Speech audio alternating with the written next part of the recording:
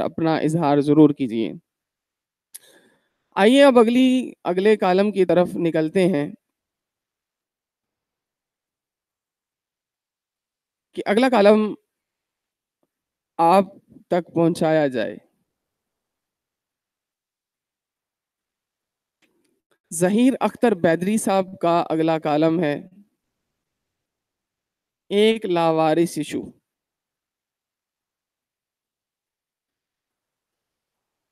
وہ اپنے کالم کا آغاز اس طرح کرتے ہیں: دنیا میں مختلف مذاہب ہیں، ان مذاہب کے ماننے والے کروڑوں میں ہیں۔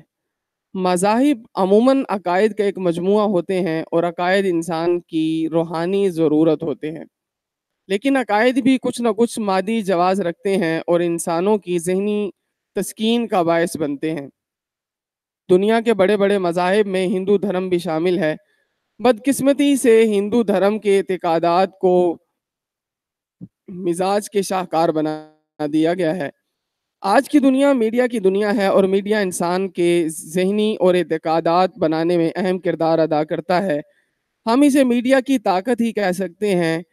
وہ اپنے عوام کی نفسیات کی تشکیل میں ایک اہم کردار ادا کرتا ہے۔ آج ہمارے کالم کا موضوع وہ دلچسپ خبر ہے جس کے بعد بھارت کے وزیر اعظم نریندر مودی اپنے پچھلے جنم میں سر سید احمد خان تھے۔ یہ دعویٰ بھارتی میڈیا نے کیا جو ساری دنیا میں مذاق بن گیا ہے۔ بھارتی میڈیا کا ایک حصہ دیوی دیوتاؤں کی تاریخ بن گیا ہے۔ یہ بات اگر محض ایک چلتی پھرتی خبر ہوتی تو اس پر ہنس کر خاموش رہا جا سکتا تھا، لیکن اس خبر میں بتایا گیا ہے کہ بھارتی میڈیا نے اس حوالہ سے ایک مکمل رپورٹ بھی تیار کر لی ہے، جس میں کہا گیا ہے کہ سر سید احمد خان اپنے دوسرے جنم میں نریندر مودی بن کر آئے ہیں۔ بھارتی میڈیا نے دعویٰ کیا ہے کہ اس رائے یا عقیدے میں امریکہ کی رائے بھی شامل ہے۔ امریکی شہر سان فرانسسکو میں ایک ریسرچ سینٹر قائم ہے جو انسان کے مرنے کے بعد روح کے دوسرے جسم میں منتقل ہونے سے متعلق ریسرچ کرتا ہے۔ اخباری اطلاع کے مطابق اس ریسرچ سینٹر نے دنیا بھر کے 200 ملین لوگوں پر ریسرچ کی ہے اور پتہ لگایا ہے کہ یہ لوگ اپنے پچھلے جنم میں کیا تھے اور کون تھے۔ جہل کسی خاص ملک و ملت سے تعلق نہیں رکھتی، یہ معاشرے کی دین ہے جو کم علمی کا نتیجہ ہوتی ہے۔ ہمارے ملک میں بھی باباؤں، عاملوں، کاملوں کی تعداد ہزاروں میں ہے جو اس قسم کی خرافات اگلتی رہتی ہیں، اور عوام کی ایک بڑی تعداد ان ملاؤں باباؤں کی باتوں پر یقین کرتی ہیں۔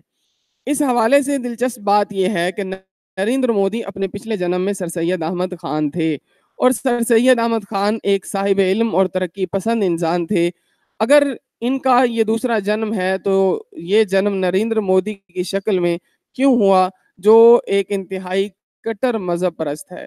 ہندو دھرم میں بڑی عجیب و غریب رسمیں ہیں جو انسانی عقل سے بالاتر ہیں، لیکن کمال یہ ہے کہ ان رسموں پر ہزاروں نہیں لاکھوں عوام عمل کرتے ہیں اور پورے اعتقاد سے عمل کرتے ہیں۔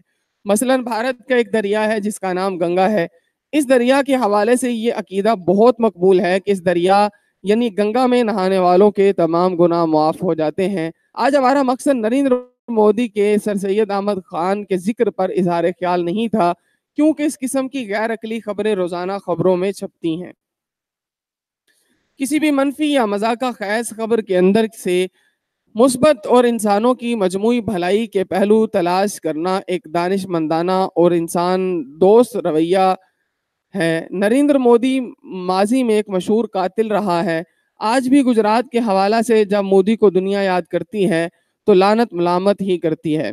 دنیا میں ایسے مذاہب بھی ہیں جو انسانوں کو بھائی چارے کا سبق دیتے ہیں۔ اس حوالے سے انسانوں کو کچھ بنیادی حقوق پر غور کرنا اور سمجھنا چاہیے۔ انسان کی پیدائش میں اس کا کوئی دخل ہوتا ہے، نہ ہی اس کی مرضی شامل ہوتی ہے، اور جس گھر میں جس خاندان میں پیدا ہوتا ہے، جیسے جیسے اسے ہوش آتا ہے وہ اس گھر اور اس گھر کے رسم و رواج اپناتا جاتا ہے، اور اسی ماحول میں پل بڑھ کر وہ اپنے گھر اپنے خاندان کا حصہ بن جاتا ہے۔ اور اگر کسی ہندو گھرانے میں پیدا ہوتا ہے،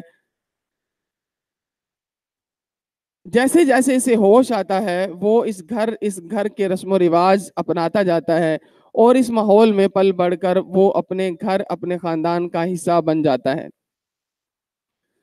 اگر وہ اس ہندو گھرانے میں پیدا ہوتا ہے تو وہ ہندو بن جاتا ہے اور ہندوؤں کے رسم و رواج کو اپنا لیتا ہے. اگر وہ کسی عیسائی گھرانے میں پیدا ہوتا ہے تو وہ عیسائی مذہب اور عیسائی رسم و رواج کو اپنا لیتا ہے. اسی طرح اگر وہ کسی سکھ گھرانے میں پیدا ہوتا ہے تو وہ اس میں وہ تمام خوبیاں اور خرابیاں جمع ہو جاتی ہیں جو سکھوں کے معاشرے میں موجود ہیں. انسان اپنی پیدائش کے ساتھ یہ اچھائیاں اور برائیاں نہیں لاتا، وہ اپنی پیدائش میں ایک معصوم اور بے فرقہ انسان ہوتا ہے.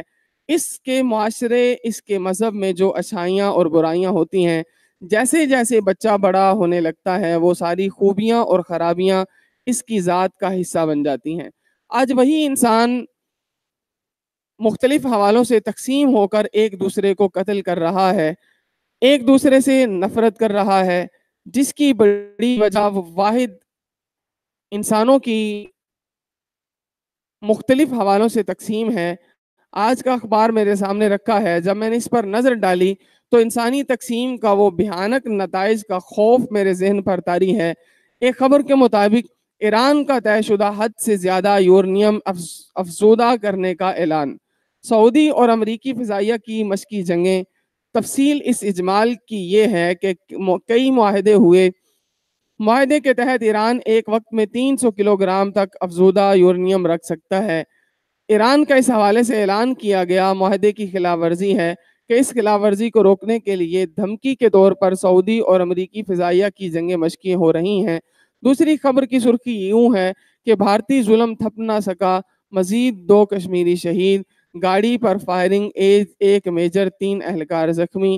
یہ چند خبریں ہیں. یورینیم دراصل وہ جز ہے جو ایٹم ہتھیار بنانے میں استعمال ہوتا ہے.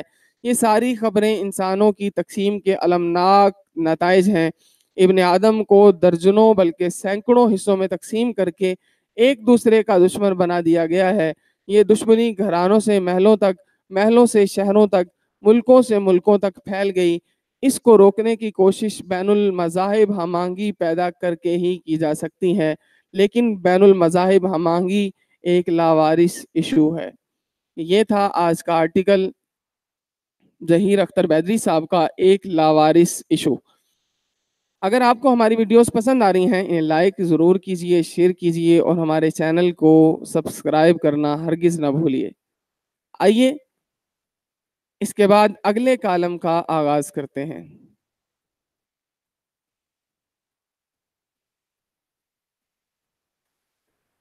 آپ کے سامنے جو چینل ہے آرٹیکل وائس، اس کا مقصد الخاتم پبلک سکول میں پڑھنے والے یتیم، غریب اور مسکین بچوں کی تعلیمی کفالت کرنا ہے. اگر آپ کو ہماری ویڈیوز پسند آ رہی ہیں، طریقہ کار اچھا لگ رہا ہے، یا ہمارے طریقہ کار سے آپ کو کچھ مزید تبدیلی چاہیے تو ضرور آپ ہمیں اس سے مطلع کیجیے تاکہ ہم اپنی غلطیوں کو ٹھیک کریں، تاکہ الخاتم پبلک سکول میں پڑھنے والے ان بچوں کی تعلیمی کفالت میں ہمیں بہتر انداز سے ارننگ شروع ہو جائے. اگلا کالم ہے انور غازی صاحب کا، مہنگائی کے چوکے چھکے.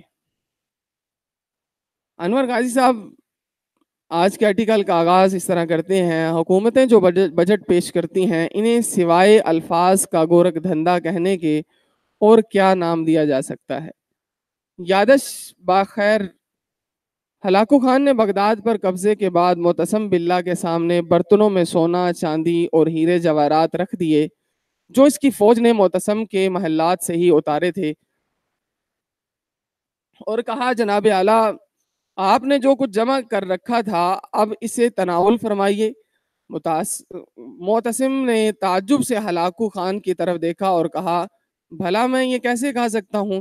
اس پر ہلاکو نے شرارت آمیز لہجے میں کہا تو پھر آپ نے اسے اتنی حفاظت کے ساتھ کیوں رکھا تھا. ہلاکو نے محل کے کمرے میں چاروں طرف نظر دوڑائی، پھر سونا، چاندی اور ہیرے جواہرات سے لبریز 2 ہیکل صندوقوں کی طرف اشارہ کرتے ہوئے معتصم سے کہا آپ نے ان صندوقوں کے فولاد سے اپنی فوج کے لیے تیر اور تلواریں کیوں نہ بنوائیں؟ اگر تم انہیں اپنی سپاہ اور عوام پر خرچ کر دیتے تو آج میرے سپاہی اتنی آسانی سے تمہارے محل کی چوک